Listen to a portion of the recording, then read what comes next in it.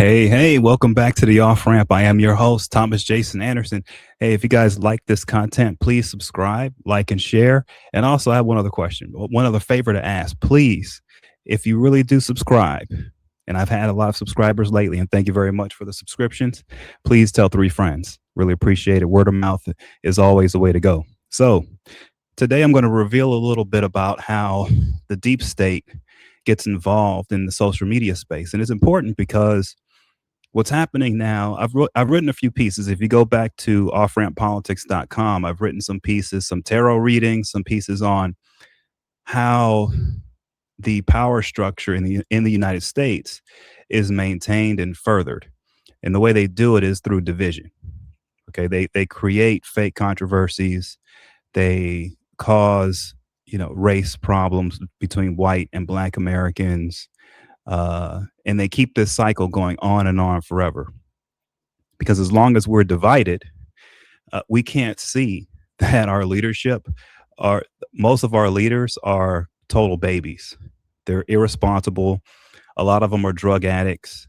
You name it, basically criminals, a lot of them.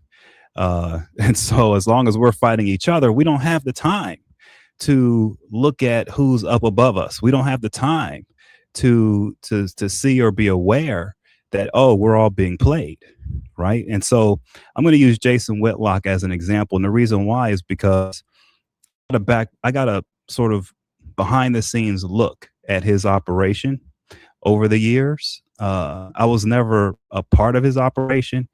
I always kind of helped him on the side with things that he was doing.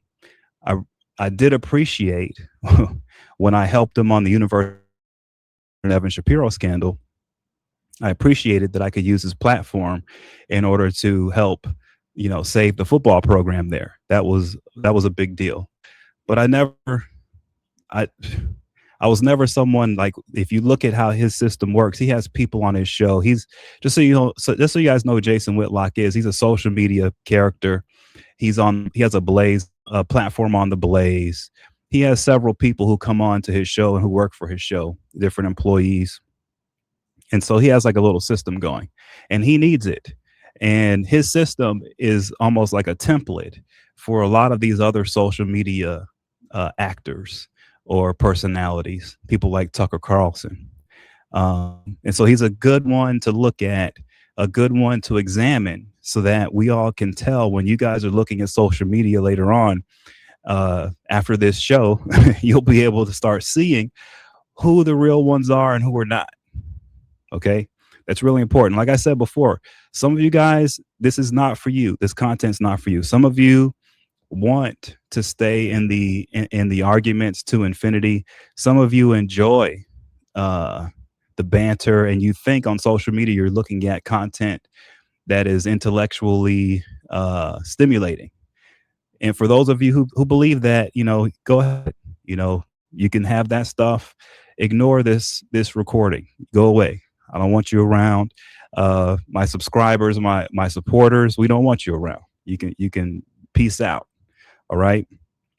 But let's get in on how this thing works. Okay. So first of all, these social media guys, the ones with the platforms, the ones with the face in front of the camera, they don't know what they're talking about. They read teleprompters. They get prepared by staff who tell them what to say and what to do. Jason Whitlock, for a long time, even his written pieces, he was using people. There's a journalist called, his name is Mike Wise, and several others. I would help him. But he has people that he relies upon who help, create his teleprompter information that he reads from. And that's the same thing goes for Tucker Carlson, Candace Owens. Okay, this is the group. This is part of the group. And the reason why I say they're part of the deep state is because while they have their staff doing the research, doing the writing, doing the editing, what they are doing behind the scenes is talking to different corrupt government officials. They're speaking to different corrupt members of the media, especially media executives. Okay. So when you guys look at ESPN and look at who's the top there, who's the top guy there are people like Jason Whitlock who have the ability to email that guy directly. Yeah. And you wonder, well, how does this guy have that kind of reach? It's called the deep state. He has the backing of corrupt government officials. He has the backing of very powerful groups. I'll give you one, for example. He's connected to the Anti-Defamation League, the ADL. They really, really back him. And one of the individuals within the ADL who backs him big time is the owner of the Atlanta Hawks basketball team. I was on a conference call with him once, and the son of the basketball team was on, and so a representative from the ADL was on, and Whitlock was invited to like their annual conference where he was given like a prime table to sit at, right? And so that's how it works. Okay, you get these guys. They're not spending their time researching. They're not spending their time, creating content. They've got people doing that for them. What they're doing is they're in the background blackballing certain people, attacking certain people, helping other people, and they're helping the deep state create this atmosphere within the media space and within social media where everyone's fighting each other. And so, give you a good example in the media space how he has influence. The reason you'll notice that Jason Whitlock is always fighting with Stephen A. Smith. Okay. The reason why he's always fighting with him is because Jason Whitlock and Stephen A. Smith used to have the same agent. That agent is now the head of the entire organization that houses WWE and UFC. Nick Khan, very powerful man, right? And so that's he still has network connections with him. Okay. And that's how this guy wields power. It's not through his intellect. It's not through doing the hard work. No, he's connected to people who are very high up, very powerful. And he uses those connections to go after people in the media space. So Stephen A. Smith is strong enough to withstand him. But how many people in the media space can withstand an attack when Jason Whitlock goes to Nick Khan, who's the head of TKO Group, the UFC, this is a powerful man. How many people can stand against an attack from that guy? That's an attack that's helped by him. Very few, right? And so primarily the reason why Whitlock is given so much power by these individuals is because, first of all, he's very corrupt. He will do anything for money.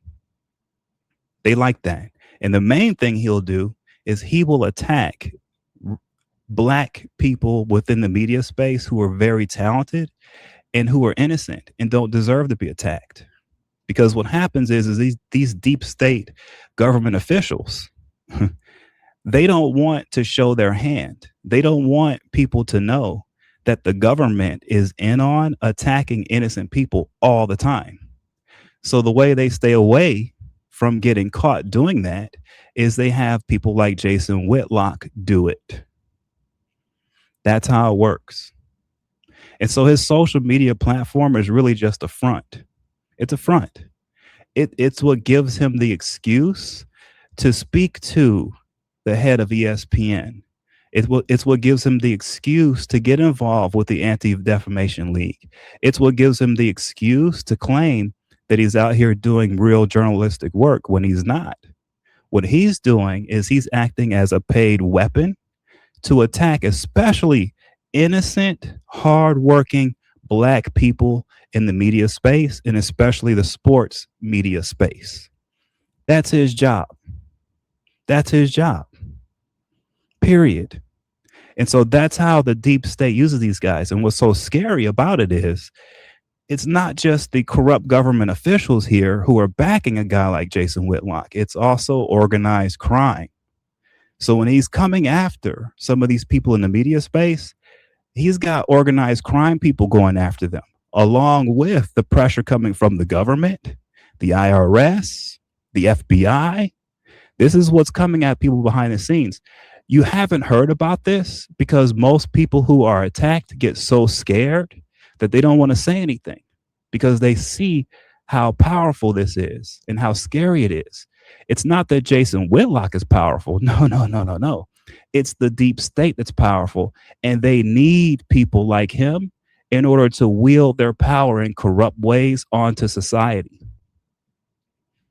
And so it's sort of like his job. It's Jason Whitlock's job to weed out, to get rid of the truly talented people in the media space, especially black people.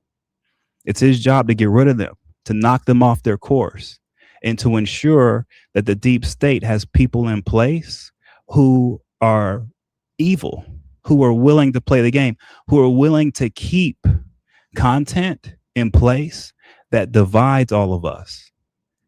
People who aren't that smart, people who don't work hard, people who are drug addicts. That's what he's promoting. That's what's going on. And so for the people who work around him, a lot of them don't know this. Some do, but a lot don't. Okay, they don't until it's too late, right? Until it's too late. But I will say to them now, y'all better wake up, because I've noticed his work isn't that solid anymore. It's not that sharp. And I've noticed that the people around him that are also deep state people, they're coming under a lot of attack, like Tucker Carlson and Candace Owens.